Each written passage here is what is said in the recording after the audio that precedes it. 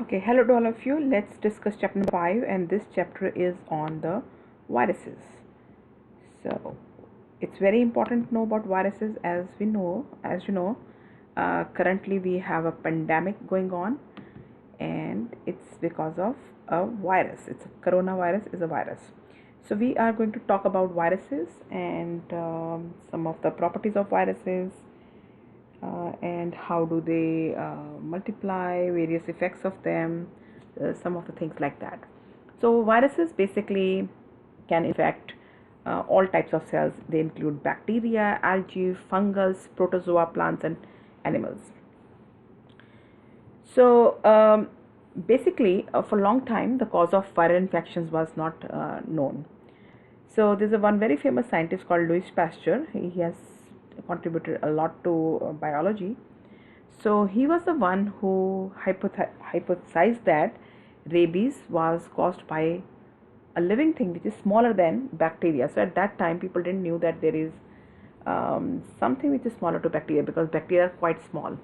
So viruses are very small, and viruses are not living organisms. They are borderline between living and non-living. So as we move forward, we will talk about that. And he also poised the term virus, and the word virus basically is a Latin word, and it means poison. Okay, some of the properties of viruses. So there are parasites of bacteria, protozoa, fungus, algae, plants and animals. They're quite ubiquitous in nature, and they're very small. Okay, they're ultra microscopic in size, and their size ranges in the nanometers. And as I said, they are not they are borderline between living and non-living organisms. They have some characteristics of living organisms, but they lack some characters of living organisms. So that is why they are borderline between living and non-living organisms. So virus, if it is outside the body of an organism, it is non-living. But once it enters into the body of the organism, or the body of the host, we can say, so the virus, when it enters into the body of the host, it becomes living, because it hijacks the cellular machinery of the host and can multiply inside the host cell. So the basic structure of a virus is it has a capsid, and the capsid is made of proteins, and inside that capsid there is a nucleic acid. And there are different kinds of viruses. The nucleic acid can be DNA or RNA. So some viruses are DNA viruses, and some viruses are RNA viruses. So the DNA can be single-stranded DNA, or it can be double-stranded DNA. It can be single-stranded RNA, or it can be double-stranded RNA. So viruses, they have some proteins on their surface by which they go and bind to the receptors of host cells. So they multiply by taking control of host cells' genetic material and regulating the synthesis and assembly of the new viruses. The viruses, they lack enzymes for most metabolic processes. They also lack the machinery for synthesizing proteins. So these are some of the very important properties of viruses. So the size, as I said, they are very small. They are the smallest infectious agent, and their size ranges in the nanometers. So the smallest virus is parvovirus. It's around 20 nanometers in diameter, and the largest virus is herpes simplex virus. It's around 150 nanometers in length. Okay, this is just comparison of different organisms, and okay, these are some of the electron micrograph pictures of some of the viruses. So some of the electron micrographs. So the pictures which are taken by electron microscopes, they are called electron micrographs. So these are some of the electron micrographs of the viruses, of different kinds of viruses. Okay, now let's talk about viral components, what the viruses are basically made of. Basic structure of a virus is it has a capsid which is made of proteins, and inside the capsid there is the nucleic acid. Some viruses, they have envelop around the capsid, and some don't. The viruses which don't have the envelope around them, they are called the naked viruses, and the viruses which have the envelope around their capsid, they are called the enveloped viruses.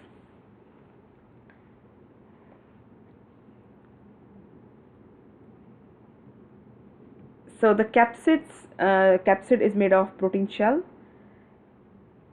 that surrounds the nucleic acid, and the capsid together with nucleic acid is called the nucleocapsid. As I just said, there are viruses which do not have envelope around the capsid. They are called the naked viruses,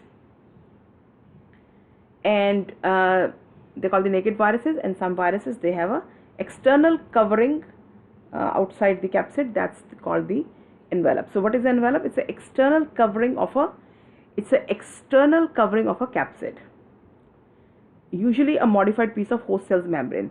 Usually this covering, the envelope which is surrounding the capsid, is actually the membrane, is actually the host cell's membrane, because these viruses, they are non-living outside the body.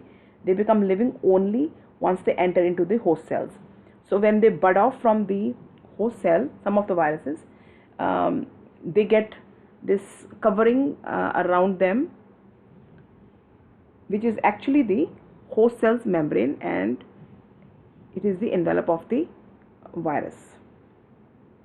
Now these viruses, they can have some spikes.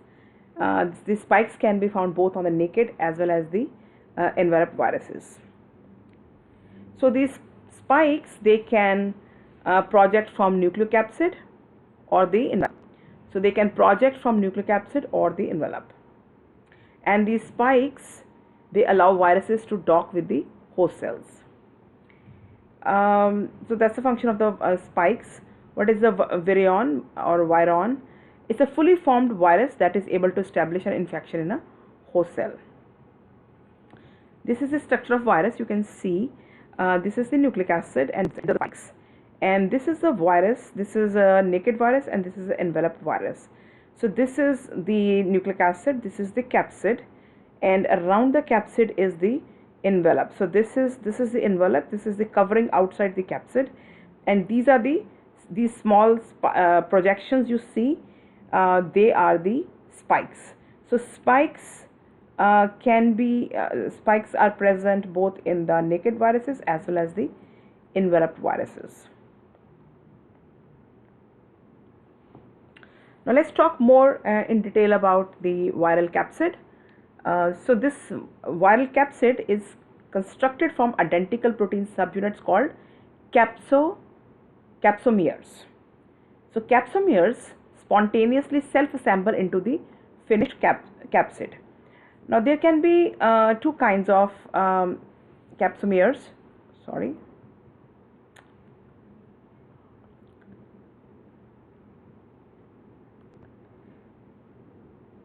There can be two kinds of capsids. They can be helical or they can be icosahedral.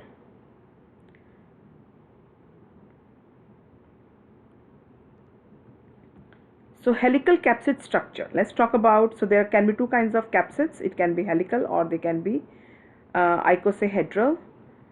So envelope, we have already talked about what envelope is. So now let's talk a little bit more detail about the helical capsid structure. So the helical capsids, the simpler helical capsids have rod-shaped capsomeres that bond together to form a series of hollow discs resembling a bracelet. So these are the helical capsids, and these helical capsids can be naked or they can be enveloped. So the capsids of the naked helical viruses are very rigid and they're tightly wound into cylinder shaped package. The example of the naked helical virus is tobacco mosaic virus, which attacks the tobacco leaves, and the enveloped heliconucleocapsids are more flexible and they tend to be arranged as a looser helix within the envelope. And the example of the enveloped helical nucleocapsids are the influenza virus, measles virus, and the rabies virus. Icosahedral capsids, their shape is, they are like a three-dimensional 20-sided figure with 12 evenly spaced corners. So this is the icosahedral capsid.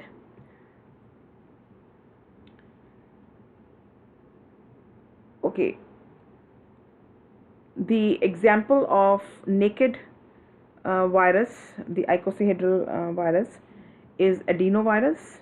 It's a naked icosahedral virus. And the example of enveloped icosahedral virus is hepatitis B virus and herpes simplex virus. So they both possess enveloped icosahedron capsid structures.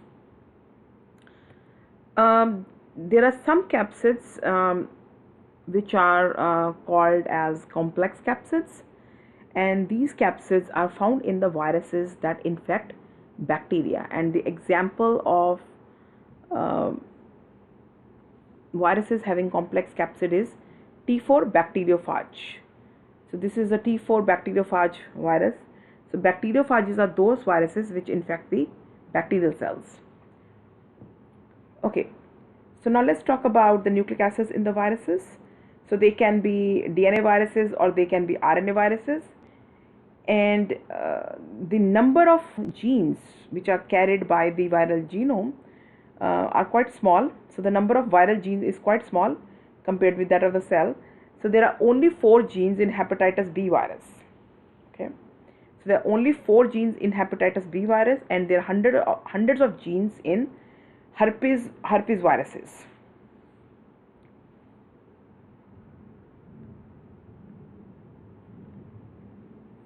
Now let's talk about the DNA viruses. They can be single-stranded or they can be double-stranded DNA viruses. And RNA viruses also, they can be double-stranded RNA viruses or they can be single-stranded RNA viruses. So there can be positive sense RNA viruses. So when the RNA is positive sense, then they're ready for immediate translation. And the negative sense RNA viruses, they have negative sense RNA in them, which must be first converted before the translation can occur. Segmented RNA viruses, in the segmented RNA viruses, the individual genes exist on separate pieces. The individual genes exist on separate pieces of the RNA. Retroviruses, they convert basically RNA into, they have RNA, so retroviruses are RNA viruses. They convert RNA into DNA first. Here are some of the examples, you guys can go over them. So it gives examples of some of the double-stranded DNA viruses, single-stranded DNA viruses. Single-stranded DNA virus is parvovirus. Double-stranded DNA virus is a variola virus, herpes simplex virus. These are all double-stranded DNA viruses. Then among the RNA viruses, there is a single-stranded positive sense virus, poliovirus is an example of that. Then single-stranded negative sense influenza virus, double-stranded RNA rotavirus, single-stranded RNA positive sense HIV. So these are all some of the examples. Okay, so what are the other substances there in the virus particles? So there are some enzymes which are required for some specific operations when the viruses are inside the host cell. First of all, the enzyme called polymerase. Polymerase enzyme synthesizes DNA and RNA. Then the replicase that can copy RNA. Reverse transcriptase, which synthesizes DNA from RNA. And these viruses, they completely lack genes for synthesis of metabolic enzymes. Okay, so now let's talk about modes of viral multiplication. So how do viruses basically enter into the host cell? What do they do inside the host cell, and how then they come out of the host cells? So viruses are minute parasites that seize control of synthetic and the genetic machinery of cells. So the nature of viral replication, the nature of viral replication cycle dictates the way the virus is transmitted, what it does to the host, responses of immune defenses, human measures to control viral infection. Okay, first of all, we are going to talk about how does the virus actually enters into the host cell, and how does it multiply, and then how does it comes out. So the general phases of animal viral replication cycle involves, first of all, adsorption. So there are some proteins on the viruses. They can go find receptors on the cells. So that part is called adsorption. Then penetration, and once it is inside the host cell, it is going to uncoat. It's going to synthesize its more genetic material. Then the viruses are going to assemble, and then they are going to release from the host cell. So the first step is adsorption. Okay, as I already said, they bind to the host cell through the receptors, and so virus can infect its host cell only through making the exact fit with the specific host molecules. So there is the host cells, they have some receptors on them.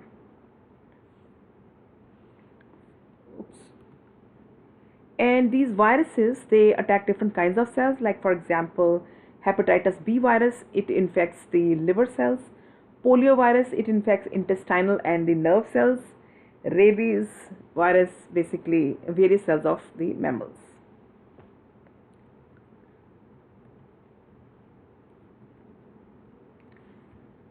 Okay,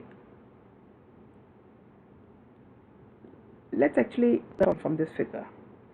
So you can see here, this is a virus. Okay, so first of all, the virus, so this is the host cell, this is the host cell, this is the virus. You can see how, first of all, there is a requirement of a specific attachment. So this virus is basically, first of all, attaching the surface of the cell, and then this virus is getting engulfed, it's going inside the cell, you can see. So this membrane of the host cell is getting invaginated, and then so it's getting invaginated, and then this part is going to pinch off, and it forms a vesicle. So now the virus is inside the cell, and once the virus is inside the cell, this vesicle, the envelope and the capsid breaks, and the nucleic acid is released inside the cells, in the host cells. Okay, there is another way of entering into the host cells. This is through some special receptor proteins, receptor spike complex. Okay, so you can see first step is again attachment, and here on the surface of the cell there are some receptors, and these receptors, this virus, as you know, they have spikes on them. Okay, and through these spikes the virus can actually bind the receptors on the host cells. So the spikes are present on the virus, and there are receptors on the host cell. So through these spikes the virus attaches the receptors on the host cells, and they form receptor spike complexes. And then there's a fusion of the membranes, and you can see how the virus enters inside the cell. So there's the entry of the nucleocapsid, and inside the DNA will be released, and then this DNA can amplify.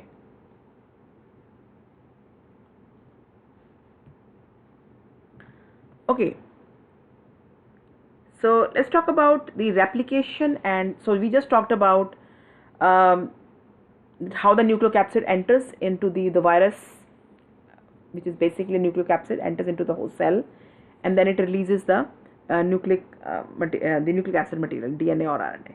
So now let's see what do these viruses do inside the cell. So the DNA viruses enter the host cell's nucleus and are replicated and assembled there. The DNA viruses, they enter the host cell's nucleus and they are replicated and assembled there. RNA viruses, they are replicated and assembled in the cytoplasm. And retroviruses, they convert their DNA into RNA. Sorry, retroviruses turn their RNA into DNA because their genome is RNA. So they first of all convert RNA into DNA. So let's talk about the life cycle of double-stranded DNA viruses. So what happens in the early phase? So in the early phase, the viral DNA, it enters the nucleus where the genes are transcribed into messenger RNA. RNA transcripts then moves into the cytoplasm to be translated into viral proteins. And what those viral proteins are? Those viral proteins are some enzymes. And those enzymes, they are needed to replicate the viral DNA. Okay. So the DNA is transcribed into messenger RNA. It happens in the nucleus of the host. Then RNA is going to move to the cytoplasm. And in the cytoplasm, that mRNA is going to be translated into viral proteins, and those proteins are basically some important enzymes which are required for the replication of the viral DNA. And the host cell's DNA polymerase is involved in this phase. Okay, what happens in the late phase? In the late phase, so here, in the late phase, parts of the viral genome are transcribed and translated into proteins required to form capsid and other structures. Okay, and new viral genomes and capsids, they are assembled, and mature viruses by budding or cell disintegration. That is what is happening in the late phase. So the viruses, they are basically genome and the capsids, they are assembled, and new mature viruses, they are released.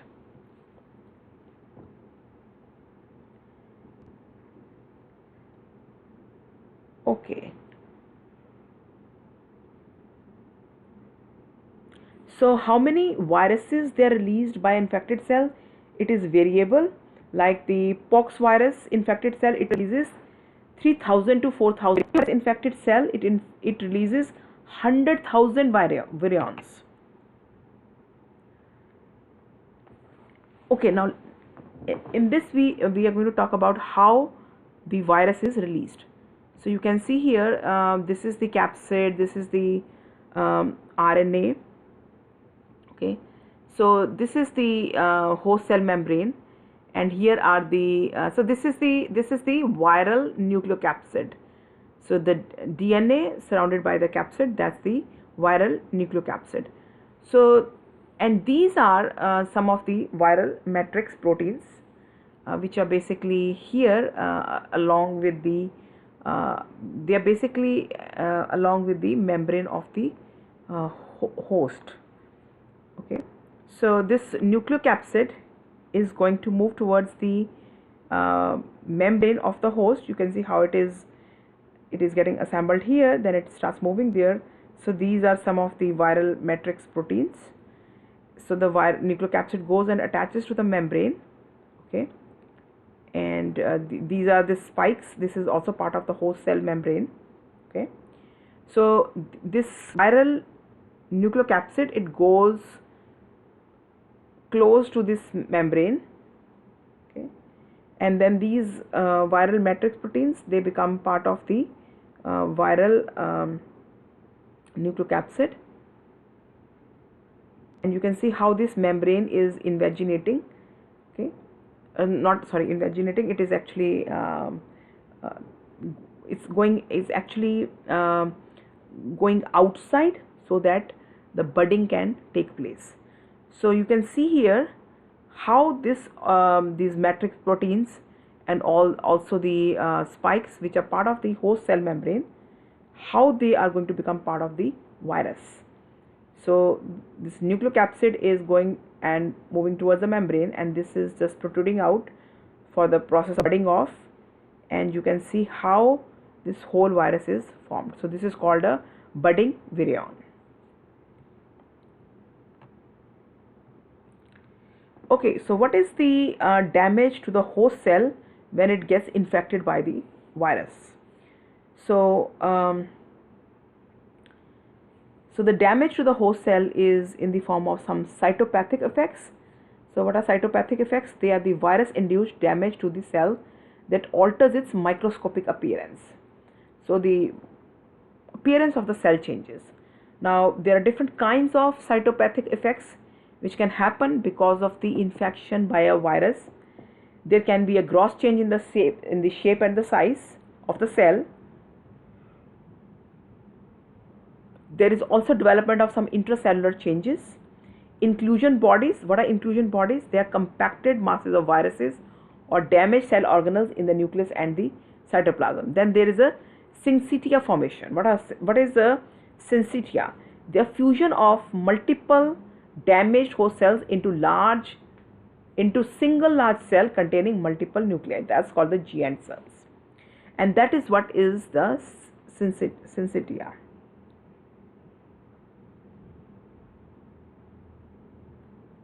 So here are some pictures which shows you these are some inclusion bodies here, and these are some giant cells with multiple nuclei.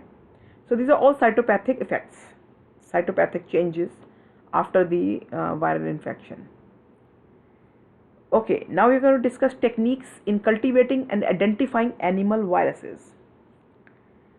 Okay, so basically the viruses, they can be grown, they can be cultivated in vivo, which means inside the body. For that, laboratory bred animals and embryonic bird tissue can be used for that. And they can also be cultivated in vitro in the cell or the tissue culture, by the cell or the tissue culture methods.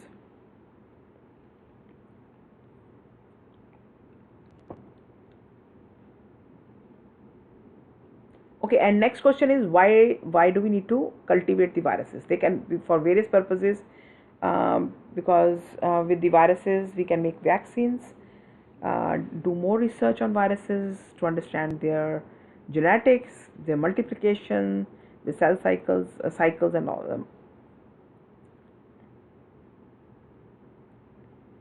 Okay.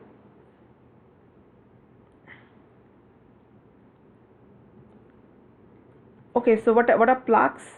They are the areas where virus infected cells have been destroyed, show up a clear, well defined patches in the cell sheet.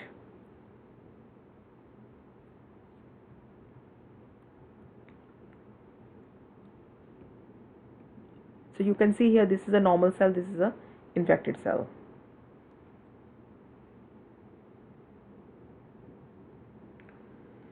Now this lists some of the viruses which cause some infections. You guys can go over that, they are very straightforward.